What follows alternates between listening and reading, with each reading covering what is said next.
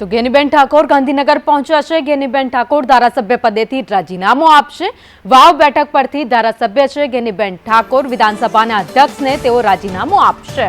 બનાસકાંઠાથી જીત બાદ ધારાસભ્ય પદેથી તેઓ રાજીનામું આપશે। સાંસદ તરીકે દિલ્હીમાં બનાસકાંઠાનું પ્રતિનિધિત્વ કરશે। પક્ષ નક્કી કરશે કે કોણ ઉત્તરાધિકારી હશે। ગેનીબેનનું નિવેદન પાર્ટી હાઈકમાન્ડ નક્કી કરશે વાવથી હવે કોણ ઉમેદવાર રહેશે।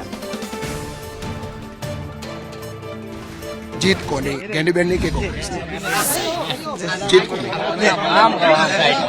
जीत जो वगाड़ जीत बनासकांठानी जनतानी खास राजीनामું આજે આપવાના છો ધારાસભ્ય પદેથી। હવે સ્થિતિ શું રહેશે બનાસકાંઠામાં? બનાસકાંઠાની જનતાનો બસ હૃદયપૂર્વક આભાર અને કોંગ્રેસના સૌ કાર્યકરોનો આભાર।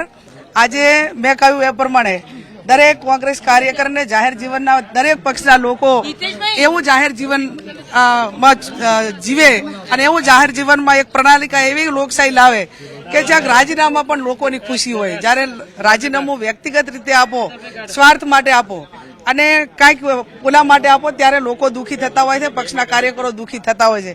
આજે આ રાજીનામા પણ કોંગ્રેસે ખુશ, બનાસકાંઠા જિલ્લો ખુશ ને સમગ્ર ગુજરાત પણ ખુશ। બનાસની બેન જીતીને આવ્યા છે, બનાસની બેનની જગ્યા હવે કોણ રાખશે એવું?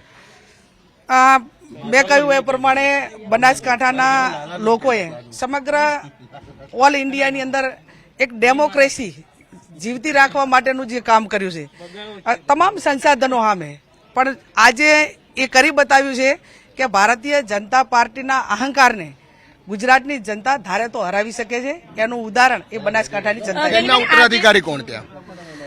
મેં કહ્યું એમ કોંગ્રેસ પાર્ટી નક્કી કરે, અમારું મોવડી મંડળ નક્કી કરે ને વાવ વિધાનસભાના 18 આલમ 36 કોમ અમારો પાયાનો કાર્યકર નક્કી કરશે કે અમે કયા ઉમેદવારને ઈચ્છીએ છીએ, એને પાર્ટી ટિકિટ આપશે ને એમાં મારો શું રહેશે। પછી વાવથી ધારાસભ્ય પદે રાજીનામું ગેનીબેન આપવા માટે પહોંચેલા છે।